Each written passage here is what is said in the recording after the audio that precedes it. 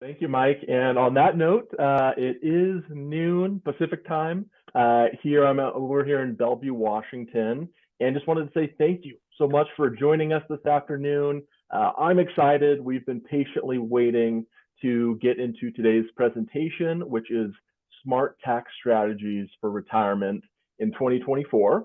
And so on that note, we'll go ahead and kick things off. Do want to start by briefly showing you our agenda for the next hour, how we'll be spending our time. So we'll start with some quick introductions. Who are we? Who is our team that's putting on today's presentation? We'll then get into a brief history of taxes in the US and what that history may be able to tell us about the future and how that could impact your retirement. We'll then look at the current national debt and US budget situation and how that may come into play with your Social Security, with your Medicare, other benefits that you might have thought were guaranteed, that might not be the case. We'll then get to point number 4 here, which may be my favorite, if I'm being honest, in the whole presentation, tax efficiency in retirement. Mike's going to leave us with a great takeaway that we call the tax efficiency ladder. So stay tuned there. We'll then look at a Roth conversion case study, really show you some of the pros, some of the drawbacks of doing Roth conversions or intentionally taking control of how much you'll pay in taxes with your retirement accounts.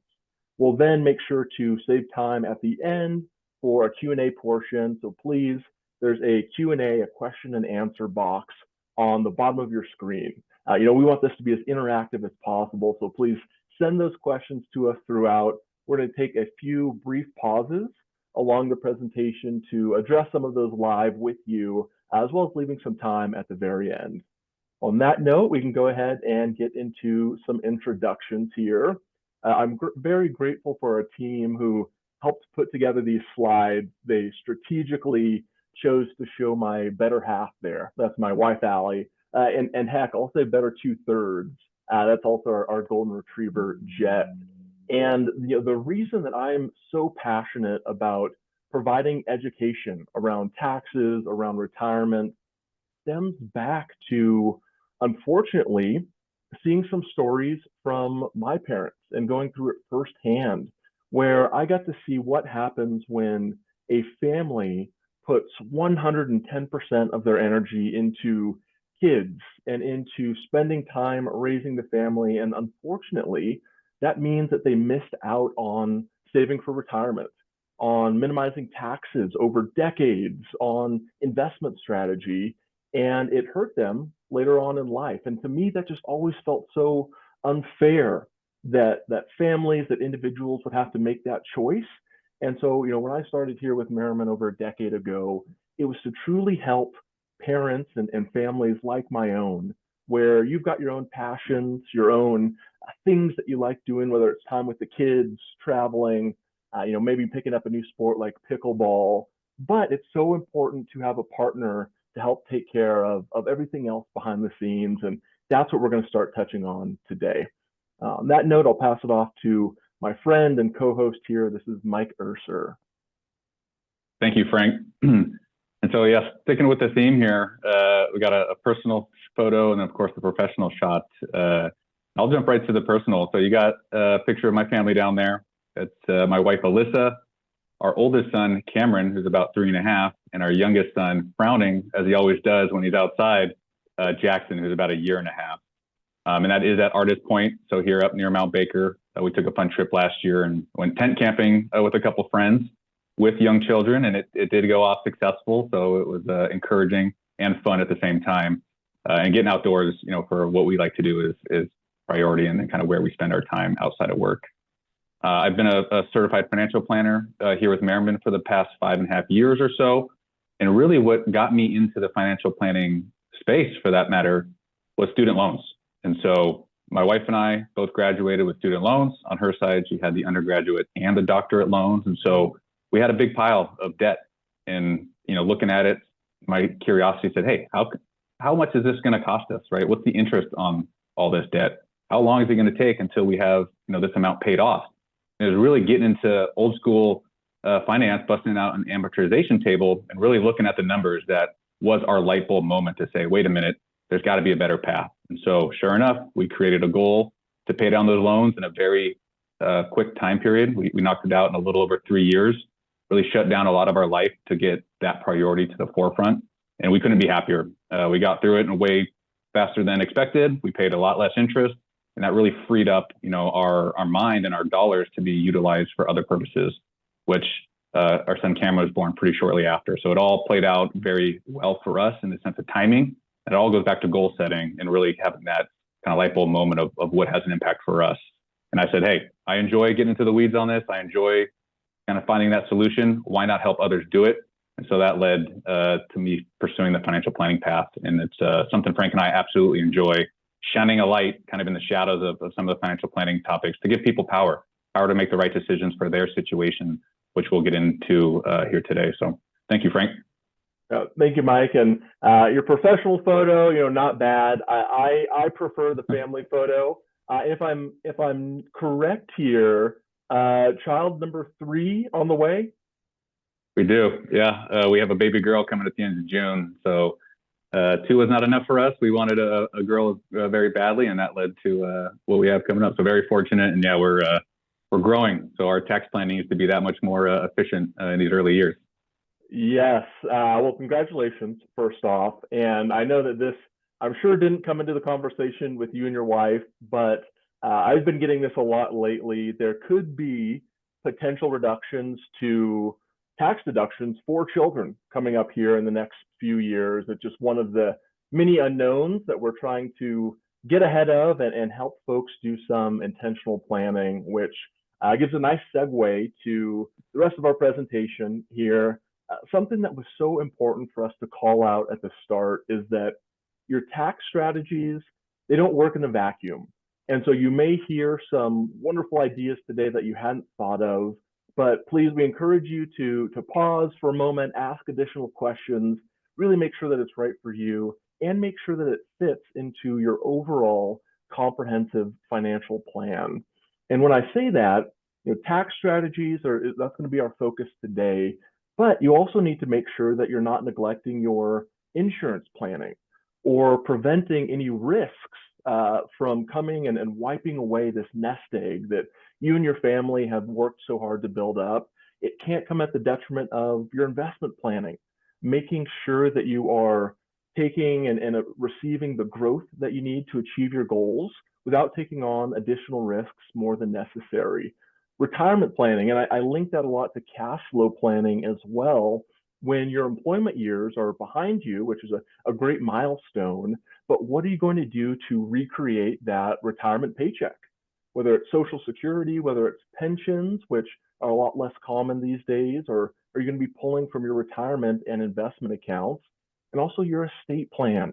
What do you want to do in terms of your legacy? Where do you want this wealth to pass on to, whether it's your heirs or charity? All of these components are so important. And so again, today we're focusing on tax planning. It's very timely, very exciting, but do not neglect these other areas when thinking through your plan. And so before we dive into a brief history of taxes that Mike is going to walk us through in just a moment, as promised, I do want to take just a second here to see if any initial questions have come through as we've started our discussion. And it looks like a few have started to come in, so thank you. Please keep using that Q&A box. One question here is kind of attached to that comment I made about deductions potentially being reduced for your children. There's some questions in here around sunsetting tax laws, Tax Cuts and Jobs Act, just being in the news, and what does that mean? Now, it's a very big question here. And what I'll say for now, we'll address this more throughout the presentation, is that this was a major tax reform that happened back in 2017. And what it did at the time for a lot of families, a lot of individuals, was reduce their marginal tax brackets. We'll talk through what that term means, increase standard deductions, and got rid of some itemized deductions that had been around before that. Now, as things stand today, that law, those rules could potentially expire at the end of 2025, which if that happens, and it's still unknown how that will play out, there's a period of time now, about a year and a half, a little bit over that, to potentially take advantage of some tax breaks and do some smart tax planning before you could be looking at paying higher taxes come 2026. So we'll get more into that. I appreciate the question, and please keep sending them through. Mike, I'll pass it off to you. Thank you, Frank. And we had one other question that I'm just going to kind of highlight because we're going to cover it. It came in saying, hey, I'm retired already. What are some tax-wise moves you can make here in 2024? And so we'll address some of those for the person who asked that question, Roth conversions. Keep a pin in that, which we'll cover today. That's definitely something to consider for those that are already retired. And so for today, the first section here, we're going to kick off with a brief history of taxes here in the U.S. We thought best to start out with something kind of fun. And so what you're seeing on the screen here is our first kind of quiz question. And this is just rhetorical, so jot down your answer, keep it in your mind. But basically it's, what is the highest marginal tax bracket in the history of our country? Is it A, 37%, B, 56%, C, 70%, or D, 94%? So take just a couple seconds, think about what the highest marginal tax bracket is in the history of our country. They're all big numbers, so we'll see which one it is. What you're looking at here is a history of tax rates, and so the answer is actually D. We're looking at 94% as the highest marginal tax rate. That took place in 1944, 1945 timeline, so World War II. We're kind of towards the tail end of that, and you can see that on the highest part of this graph here. And I think this graph does a good job of showing a couple things. One, what the highest marginal tax rate is here in the US, but also how much change there's been, right? Decades before that, taxes were much lower, down in the 20, 30% range. 1944, 1945, up in the high 90s. Then it's stair-stepped all the way down to where we're at the last couple of decades, which is hovering just below 40%. And so, yeah, 94% definitely on the high side. Where we're at now is relatively low. And that graph, I think, here shows there's quite a bit of change throughout time, and that could be expected going forward, which is why we're here today talking about smart tax decisions. Something that's important to talk about is the marginal tax rate versus effective tax rate. And this is something that's often confused, and we enjoy helping clients, kind of better understand the difference between the two. So I'm gonna take a little bit of time to walk through the tax tables and an example to really hammer this home on what the difference is between a marginal and an effective tax rate. So here, what's on the screen is we're showing the current tax table. So this is 2024 tax tables to show what the different marginal tax rates are. And so on the left, you have the various percentages running from 10% all the way up to 37%. The middle column, MFJ, stands for married filing jointly. So for those households that are filing jointly. And then on the far right, you have first any one single filing. So take an example, 22%. If you look at that line on the chart here, if your last dollars, the end of your income lands between $94,000 and $201,000, you are marginally in the 22% tax bracket. And you can see as more income enters your picture, say you drift to the 24 or the 32, or even up to the 37%, that rate increases. So we have a progressive marginal tax rate structure. And so those are a good example of kind of what are the marginal tax rates. And I want to walk through an example here to show how that kind of maps out with an effective tax rate. So here what we're looking at is a fictitious household, and we're saying, hey, total income, $133,500. You can see that number in the lower left. And so we want to walk through, how does that shake out from a tax perspective? And so if you look at the first number above, the total, you see $29,200 taxed at 0%. It's not actually taxed at 0%. That, in fact, is the standard deduction for a married filing joint household. So your first $29,200 is essentially tax-free based on the standard deduction. Some folks itemize, so that might be a little more if you have higher numbers like mortgage interest or higher medical expenses. So there are reasons that some folks itemize, but we're looking at a standard deduction. So above that first amount, the next $23,200 is taxed at 10%. So if you follow that line across, that creates about a $2,300 tax liability, seen in that far right column. We keep going up the chain, right? There's more income to be run through the tax table. So the next 71K is taxed at 12%, results in about an $8,500 tax liability. And in this example, the last $10,000 tips off in a 22% marginal tax rate, creating about a $2,200 tax liability. So you can see here, as you go through those marginal rates, it's not all subject to just one flat tax rate. And so as those tax liabilities build in that right column, when you add them all up, it's about $13,000 in total taxes paid for the household with $133,500 of income. So if you take that $13,000, divide it by the total income figure, it's just under 10%. So that effective tax rate is roughly 10%. Yet the marginal tax rate, kind of what is your last dollar tipping into, would be in the 22% bracket. So that's where a lot of confusion happens. People say, hey, I'm in the 22% bracket, so that's what tax I pay on all my income. In this example, it's far less. It's more than half of that is what you actually pay. Your average is the effective tax rate. So one thing to think of in this is, marginal tax rates. How do we use them? I think a good example of this for those that are not retired yet is, hey, I have a 401k. Should I be saving on a pre-tax basis or a post-tax basis? That is where we use the marginal rate from a planning perspective and really say, hey, is what you expect in retirement to be in a higher or a lower tax bracket marginally than what you are now? And if that answer is lower, for example, maybe you're expecting to be in the 12% tax bracket in retirement, but you're in the 22% tax bracket now, and again, we're talking marginal tax rates, that would lead us to a planning decision of saving pre-tax, meaning taking the tax deduction at 22%, because it'll be coming out at something lower down the road in retirement.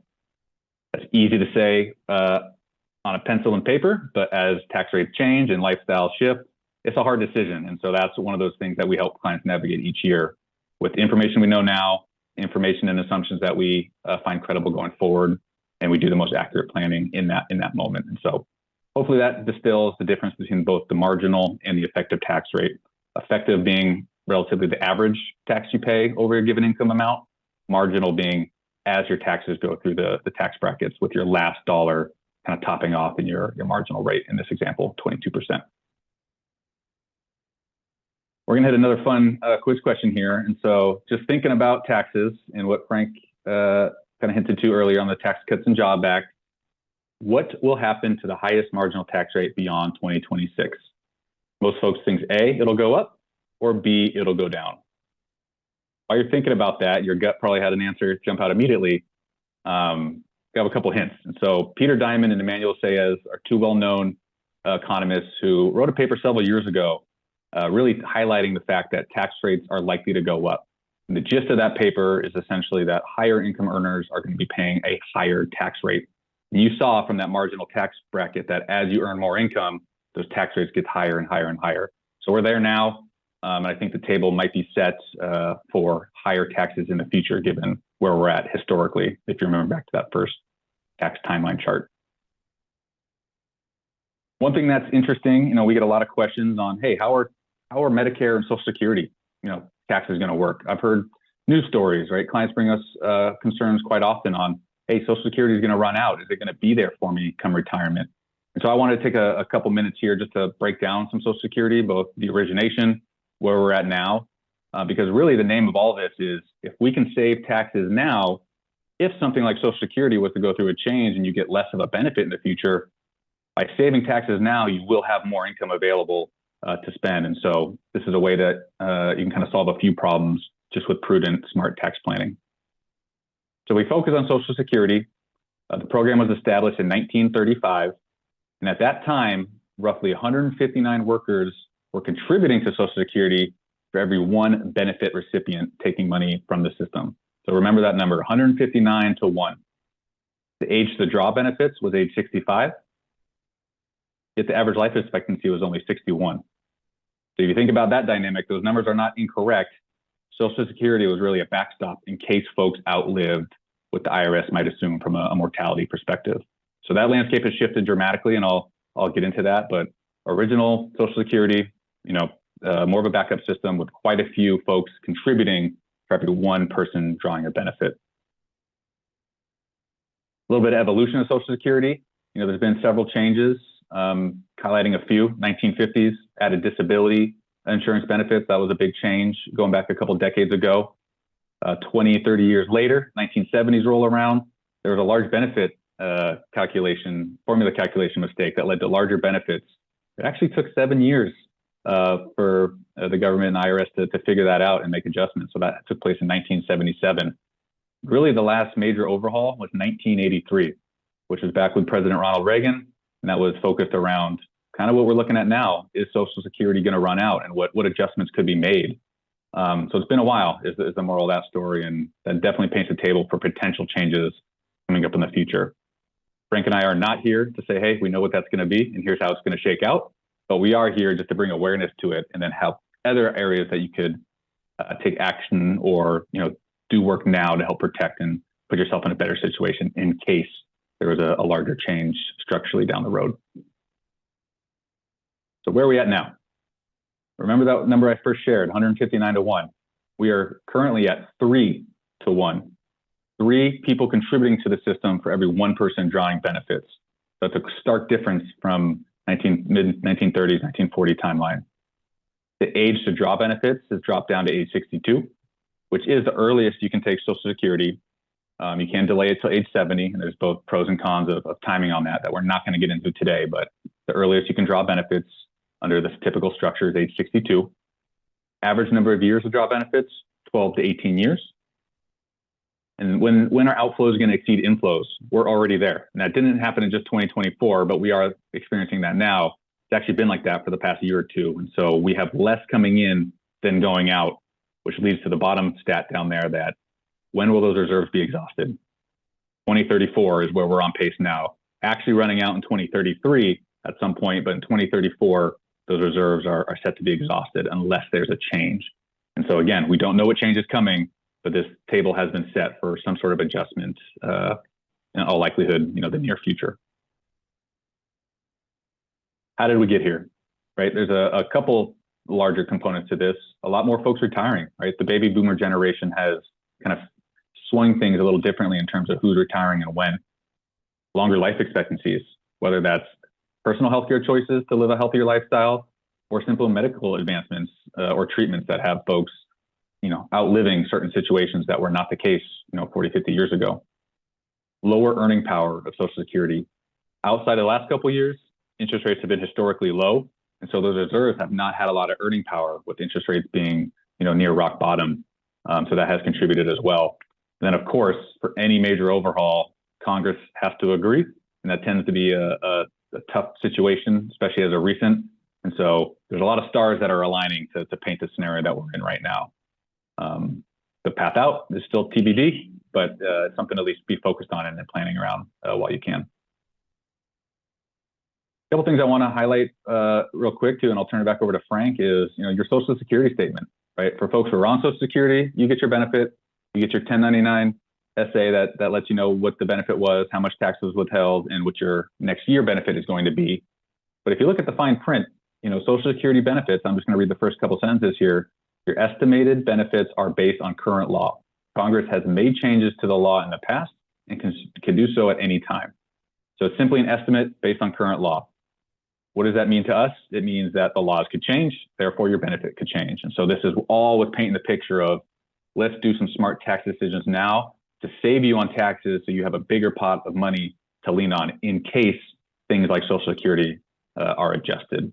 And so not trying to scare anybody, but a lot of signs are pointing to changes coming, and we want to help in other areas, places that we can control, make changes or adjustments if possible.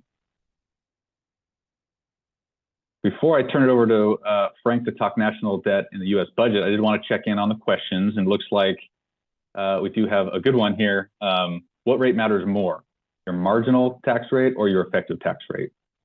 And I'd say they're all important. I think the bottom line number is your effective tax rate, right? What are you actually being taxed across all your income? But that's usually secondary, and that's kind of, you find that out at the end, come tax filing time, or maybe an estimate along the way. I'd say from a planning perspective, marginal tax rate becomes much more important. Back to that 401k example, where are you saving pre-tax versus post-tax? We're going to talk conversions later here. So what is the marginal tax rate on a given conversion? Is that higher or lower than what you expect in the future? So I'd say they're both important. I'd say the effective is more of a byproduct. and the marginal is generally where we plan and have strategy around. But it's a really good question, and both those numbers will change. So it's good to kind of chase both. Perfect. Frank, over to you for national debt and some U.S. budget.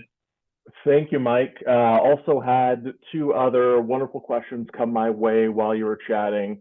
The first one, how does IRMA play a role in your tax situation? So IRMA, income-related monthly adjustment amount. This is a great question, especially for folks who are nearing Medicare age, which is traditionally age 65. When looking at the premiums or the cost that you'll have to pay for Medicare, the government takes into account what your income looks like. And here's an interesting twist is they're looking 2 years back. And so let's say you're 63 this year, your income this year in 2024 is going to potentially influence your Medicare costs 2 years down the road. And so a lot of the conversations that Mike and I have around this are, okay, what steps can we do to make sure that you're getting the money that you need to spend on your cost of living, but maybe we look at those thresholds there, try and intentionally reduce your income to not have to pay extra. So certainly something to think through, very much a custom situation question there. I also got another one here on average life expectancy now versus maybe the age 61 that we had seen in the past. I will say to be on the more conservative side, a lot of the scenarios and goal plans that Mike and myself and our team run is going to at least age 90 at this point. I don't know the exact actuarial tables, but those are the conversations that we're having. And Paul, this is a great question. I was part of an educational session just last week, and they mentioned that there's some experts out there that think being born today, some kids will live until age 120. And so all this is to say that just life expectancies are getting longer, which makes it more difficult to plan for. You've got to make your retirement, your money last longer as well. So thank you. Please keep using that Q&A box. We love answering those along the way. So now I want to take a quick peek at the national debt, the U.S. budget, and how that may impact you. So when thinking through an analogy for a budget, I like to use a pie. And the reason for that is no matter how you slice and dice a pie, there's only set amounts to go around. And it's the same with the budget. You can't make something out of nothing. Also thought it was especially timely with Easter coming up here soon. Maybe some of you are fortunate enough to have someone in your family that bakes, do some sort of Easter pie. As I'm saying it out loud, I certainly didn't get to enjoy that growing up. It was more of the savory, like a quiche, we'll say. But that's neither here or there. So if you can picture that pie analogy in your mind, let's look at the numbers right now for how the U.S. budget is allocated. So currently, about 80%, just north of 3/4 of that budget are taken up by these three items on top. So Social Security, healthcare programs, as well as other retirement programs, and the interest being paid on that national debt take up about 80% of that pie or so. And standalone may not mean a lot, but when we look at all of the other areas fighting for a slice of that budget, we've got military spending, education spending, environmental protection, foreign aid, and really no matter how you personally feel tax dollars should be spent, I think we can all agree that it's likely not sustainable for all of these other areas to have to fight for that last sliver, that last slice of the budget, which is what has led to this budget deficit trend. So if we look back to 1969, numbers that are above the zero there are years that we were running a surplus. And you can see besides a handful of years, most of those, over the decades, we've been running a deficit, which has continued to build that debt over time. And as that continues to grow, it's only going to put more pressure on the budget and potentially take away from those retirement programs like Social Security, that we saw. And so if this trend continues, what is that going to leave for you? Well, if nothing changes, crumbs or potentially very little. But I do want to look at what options are out there for the U.S. to fix this budget problem. And this will be very popular topic this year as we get closer to November, especially. Two main options. One, make more money, which involves increasing taxes. Two, spend less money, which involves cutting spending to the programs that we enjoy.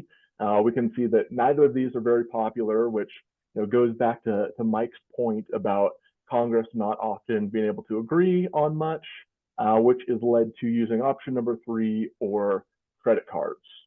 Continuing to build that debt over time, which we can see steadily growing, which leads us to today.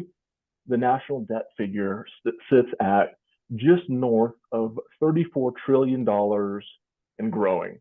And I don't know about you, but it's almost difficult to grasp just the size of that amount there. And so we included this soccer arena, the field or the pitch, if you will, and to imagine $34 trillion, picture every yard, we'll say every square inch of that field being covered in $100 bills. Now, each of those $100 bills are stacked 10 feet high. All right, that's a good amount of money. Well, now take that and multiply it by over 20 fields just to be able to get to that sum of money there, which is just this astronomical amount that it's kind of looming and we hear about in the news. But really what I want to touch on today is just the cost of servicing that debt. So if we rewind the clock just a little bit and look at 2001, the national debt at the time was about 58 trillion, with the annual interest being paid on that debt at 360 billion. Fast forward to 2019, the debt grew fourfold, but the interest didn't even double.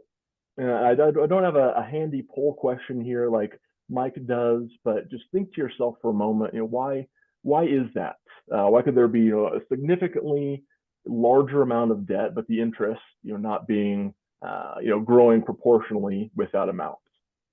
And if you're thinking to yourself that interest rates were low during that period, you're exactly correct. If we can think back to 2001, interest rates started at 6%, were cut down to 2.5%. By 2019, they were at 2%. So what are we currently in the midst of enjoying, I'll say, as interest rates are significantly higher since that point there in 2019? Well, a few things to prepare for. Again, we don't want this to be doom and gloom.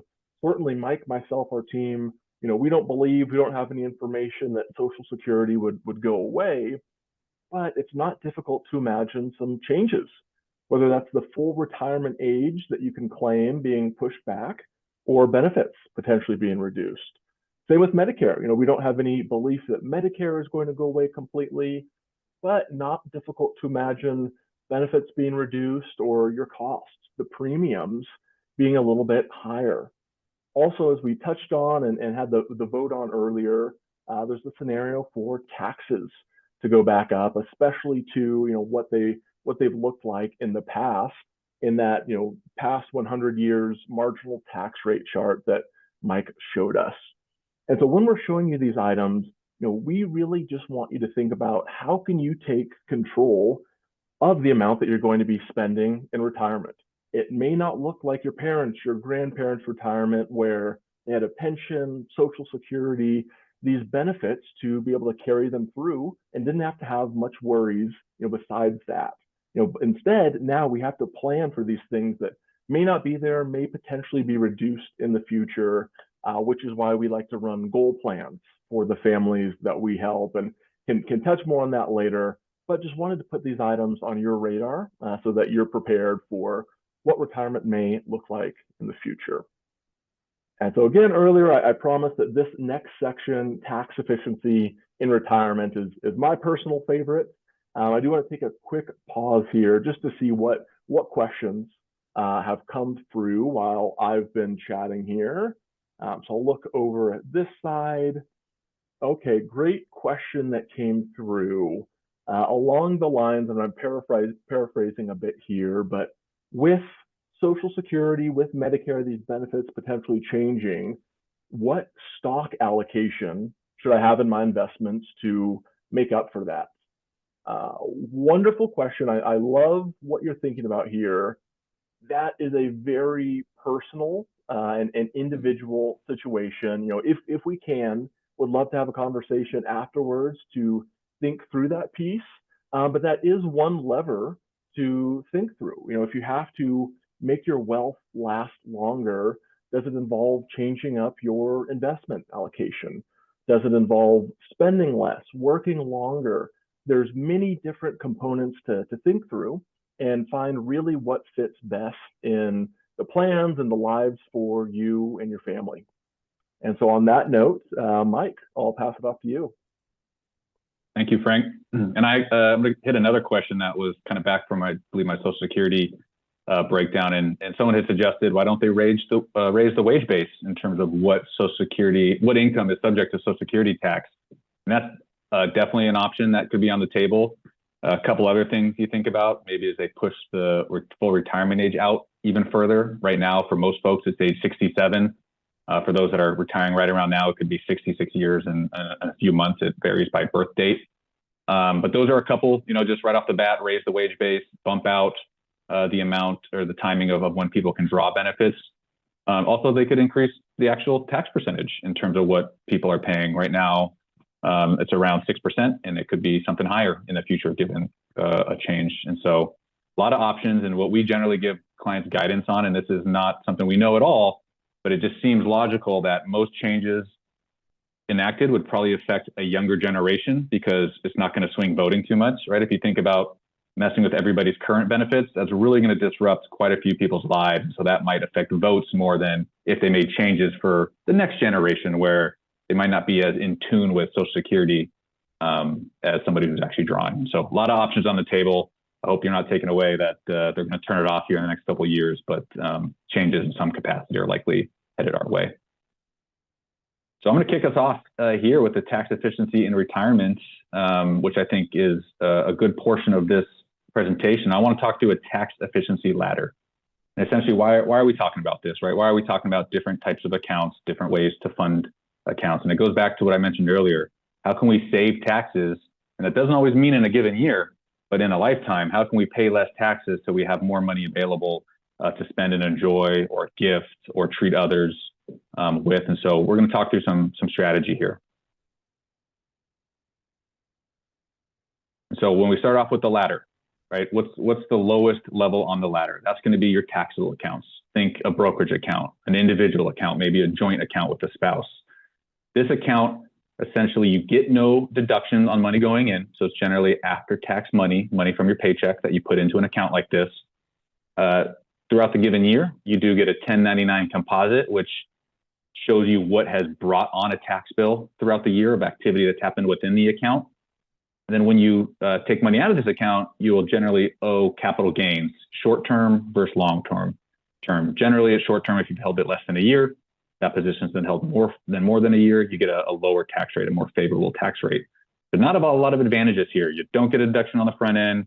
You do pay taxes, while you go out through a given year. And when you take money out, you get capital gains. And so not the most efficient bucket to be utilizing. Still an important one, but just not the most tax-free in the big landscape. Middle level, we're talking tax deferred accounts. This is your traditional IRA, your 401k, or 403b.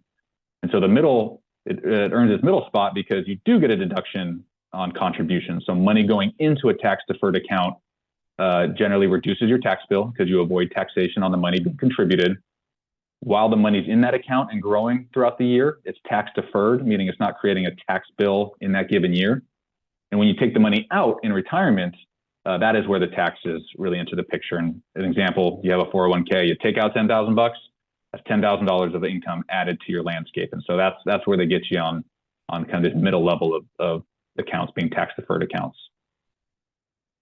Then the highest level here is kind of what we're talking about is the tax-free accounts. A couple come to mind here are HSA, which stands for Health Savings Account, and then the Roth IRA, which I think most people are pretty well known about. And so these accounts, you generally forego the tax deduction or any sort of benefit on the front end. You still get tax deferred growth. And then on the back end, when you take distributions out in retirement, those are tax-free distributions.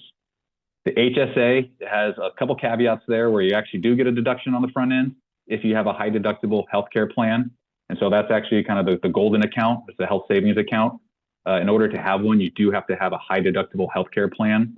So not everybody qualifies for that. And there could be a variety of reasons why you don't have a high deductible healthcare plan. That makes sense. But for those who do, the HSA is something, a very strategic account to have. And we actually give quite a bit of advice on HSAs.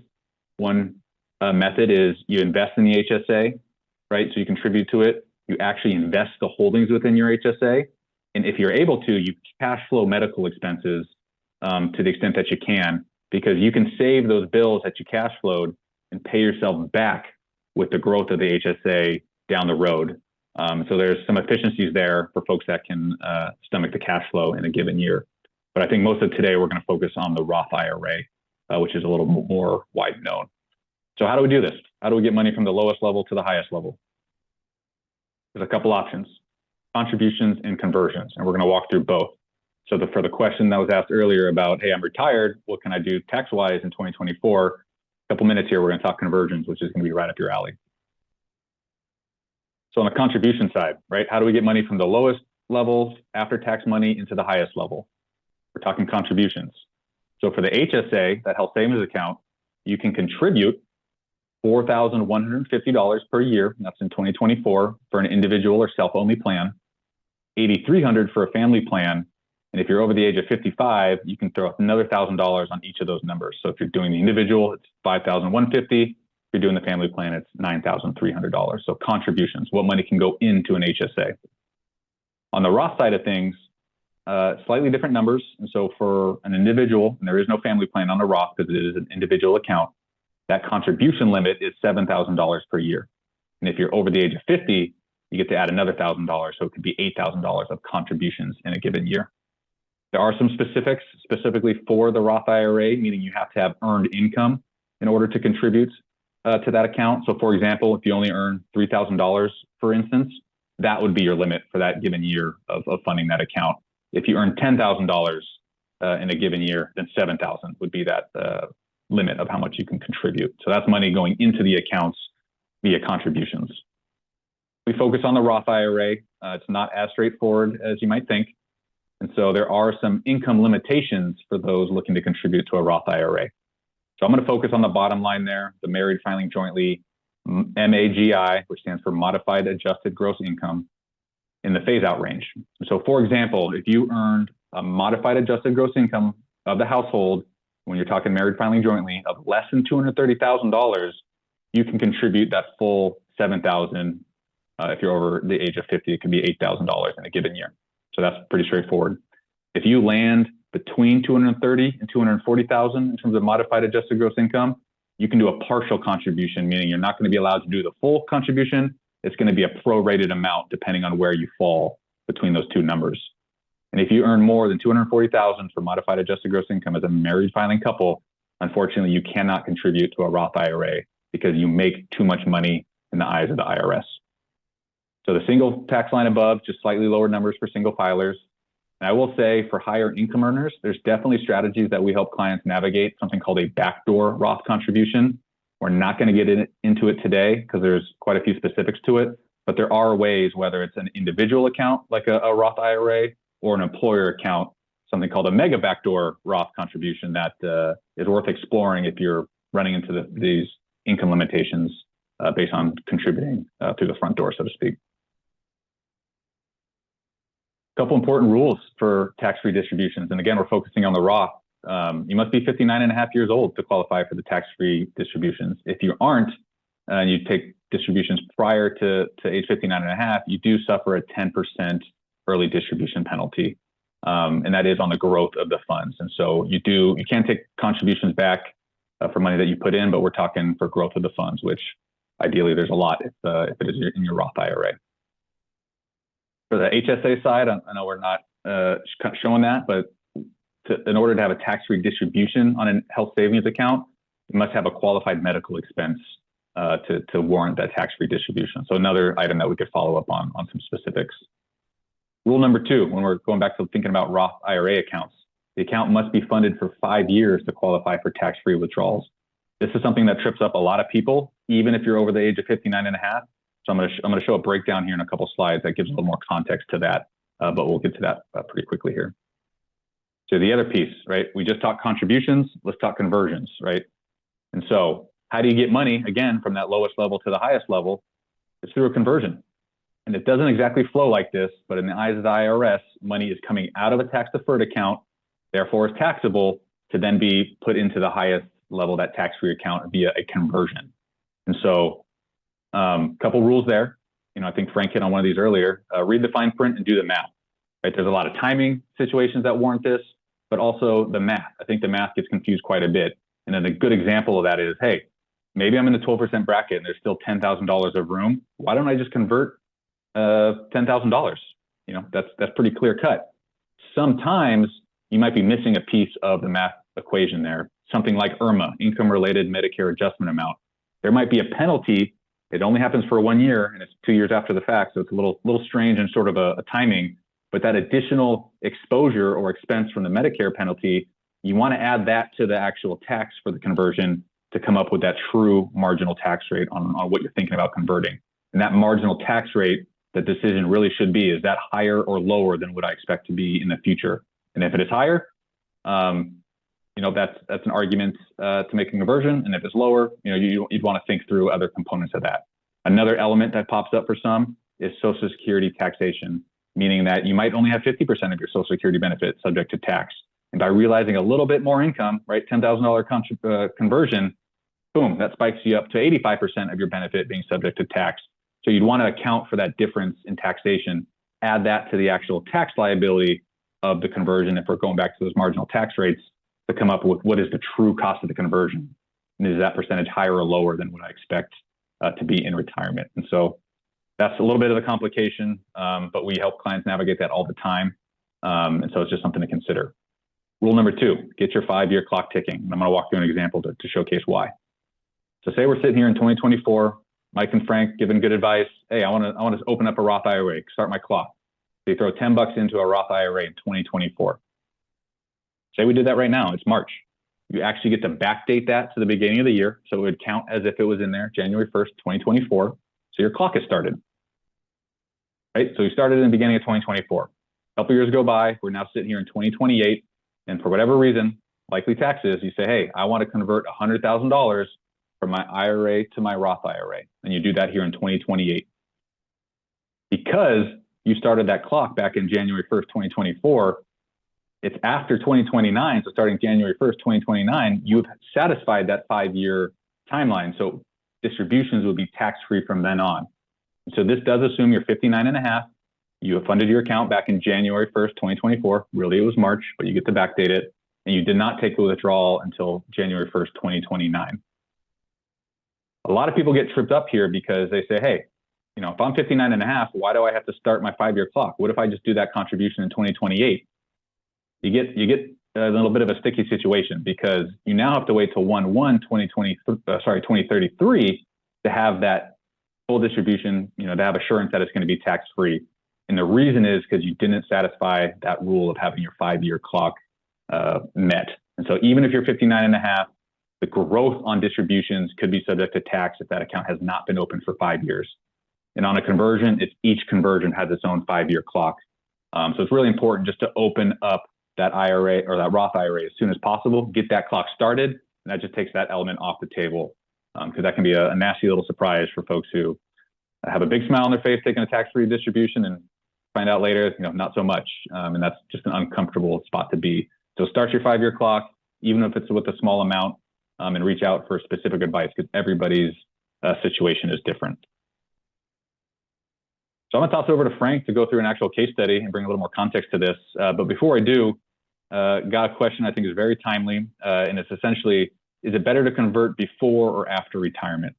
So that's a hard question, but I'd say it's the best time is when your income is relatively low compared to other years. So that could be before or after retirement, right? If you take a sabbatical or you get laid off or you just have a lower income year and you're still working, that might be a great example to kick off a conversion and get that going at the lower tax rates. In practice, we help most folks do conversions in retirement because usually the salaries have come down. You've switched to, maybe Social Security, maybe a pension, maybe it's just portfolio income. You have a lot more flexibility in kind of massaging your tax numbers versus just a complete salary. And so in practice, mostly in retirement, but that does not mean you can't start them while you're working, because there's definitely windows where that would make sense. Perfect. Thank you, Mike. We also received some questions around, what is the best age to claim Social Security? What is the ideal mix between traditional IRA, retirement money versus Roth money? How much do I need to retire? A lot of very wonderful questions that you deserve answers to, but that we can't answer within the whole group. And so what I went ahead and did, only because we're coming up on the end of our time here, in the chat box on your screen down below, I put a direct calendar link for Mike and myself. Anyone who attended today and some of the answers were, it depends, or if you'd like some more information, would love to have a free 30-minute chat with you at your leisure. So that's down in the chat if you want to get that scheduled. And then let's bring things home with a Roth conversion case study. And so in our case study today, these are our friends, Bonnie and Bob. And Bonnie and Bob, recently retired. There's their Social Security amount on the screen, both right around age 62. And when we asked them, what is really important to you? What are your goals in retirement? They shared the following with us. They want to live a comfortable lifestyle. Nothing too extravagant, but they also don't want to have to worry about being able to afford things that are fun or important to them. They want to optimize their tax bill as much as possible, pay out the least amount legally, of course, to Uncle Sam, and then keep the most that they can in their pocket for goal number 3, which is preserving wealth for their kids and their grandkids. Now, when we took a look at just their current assets, their snapshot, and no need to memorize all of this, the first thing that I noticed that I got so excited about was that, amongst all of their accounts, even though their Roth IRAs were relatively small compared to the other investments that they have, they got that 5-year clock ticking, which will give them a lot more flexibility in terms of getting future funds into that Roth bucket and spending it. And another important thing to them was being able to spend about $11,000 per month and having that go up with inflation every year. Now, a big component that we've touched on today is just the unknown of the future, both in your personal life and also in terms of what changes could come down the road for taxes, for laws, and we can't predict that, but what we can do is take the best educated guess possible. And so, when I talked about a goal plan that Mike and myself and our team will run for clients and for families, what we like to do is look at, okay, let's make an estimate on 1,000 different scenarios of future outcomes for investment returns and build on some assumptions, some best guesses of what your goals look like right now. Now, for Bonnie and Bob, everything that they shared with us, if there's no major changes in their lives, no major changes in the tax code, their plan is going to be in pretty good shape. So what we're looking at here, what's called the Monte Carlo report, is we want to see a number above 70% to really feel comfortable that they can handle future unknowns without running out of money. So if nothing major changes, they're in a really good spot. I'll ask you here just to think to yourself, what do we think will happen to their plan, to that probability, if taxes go up in the future? Do we think it'll increase and the plan will look better, or decrease and the probability will go down? Now, without seeing a show of hands here, I think this was a unanimous answer that if tax rates go up, and what we modeled was their marginal tax rates going up by 10% in retirement, now the probability drops to a level that we don't feel comfortable with, and might mean some changes for Bonnie and Bob, whether it's going back to work, gifting less to the kids and the grandkids. But what we really wanted to do was, okay, what can we take control of to have them be in a position of success, whether tax rates change or they don't? And so we wanted to introduce Roth conversions, being very intentional here. There's a lot of planning that goes into it. But again, back to that base scenario, if no factors change, tax rates stay the same, Roth conversions still help and give them extra money to spend or to pass on. And most importantly, in that scenario where changes were needed, with Roth conversions, if those marginal tax rates go up by 10% in retirement, they're still going to be in good shape and can feel comfortable staying retired without going back to work and without making these major changes. And so it's a really powerful strategy if you can do it correctly.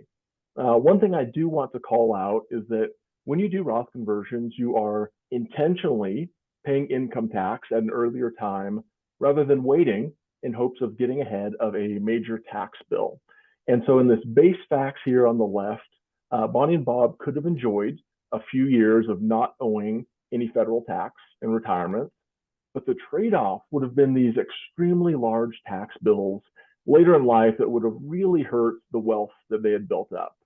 And also, don't forget, at age 73, could be up to 75, depending on when you were born, there's also required minimum distributions. If you haven't heard much about those with your traditional retirement accounts, think your IRA, your 401k, you get that tax break up front. Well, at some point, the IRS wants their cut. And so there is a date where you are forced to start taking distributions from those accounts and paying income tax when you do so. So that's another important planning age to get ahead of, as it gives you a lot more control before those begin.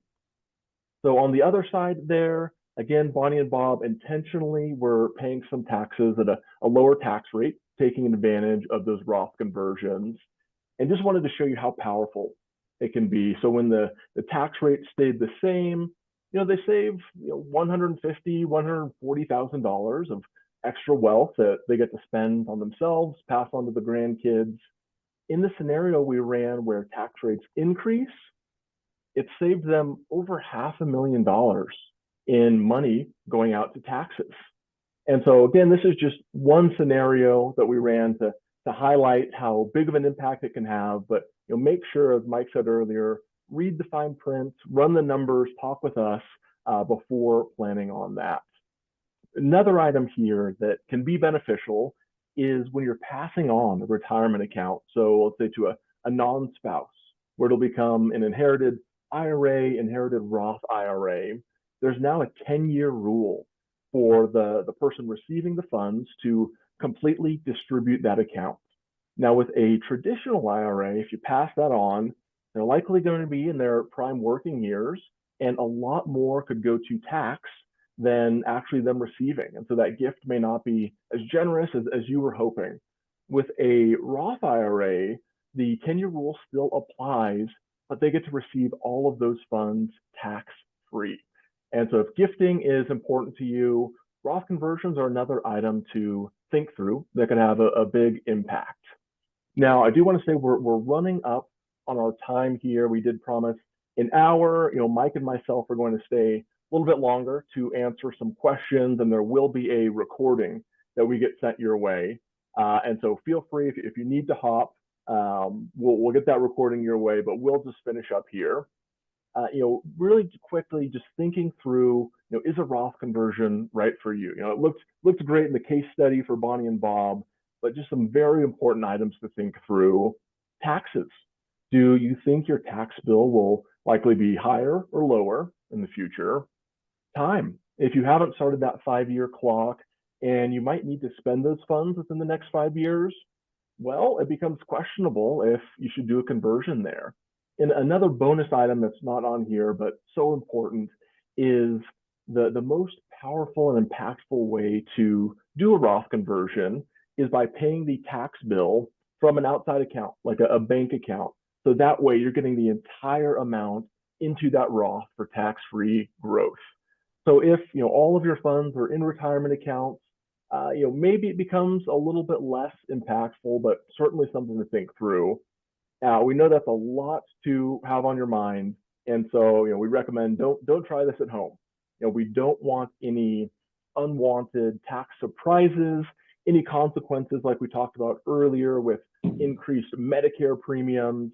A lot to think through, and that's just kind of the lesson as we wrap up today. Your financial situation likely a lot more complex than you realize.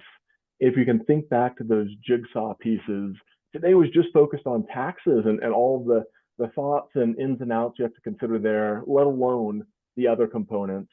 But the good news is that you don't have to solve this puzzle alone. That's why educators like myself and Mike and our team here at Merriman are here to support you.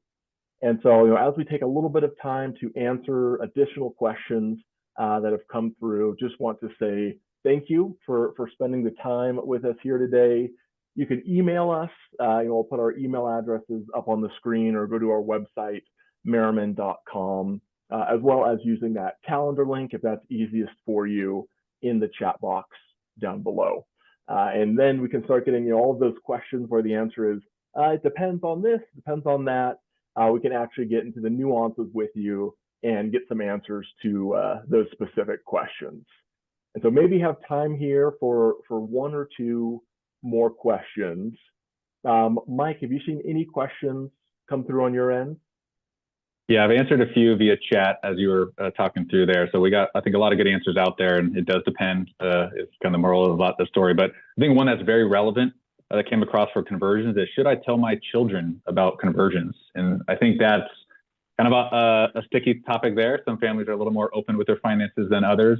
But I do think, right, the conversion timeline is on your level, right, your lifetime, but there's also the fact of inheritance, right? And should you be converting funds at your tax rate, which might be lower than what your children might get, going back to that inherited IRA structure. And so absolutely, I think if that situation is open for discussion, it's additive. I also understand that, maybe mixing finances in one generation to the next is not always a healthy discussion. And so if your children are adults and you're really trying to focus on keeping the most money in the bloodline, so to speak, then I think opening up that conversation and at least talking through tax timeline and expectations is relevant and helpful to keep the most money in your family and less money from getting sucked away for taxes.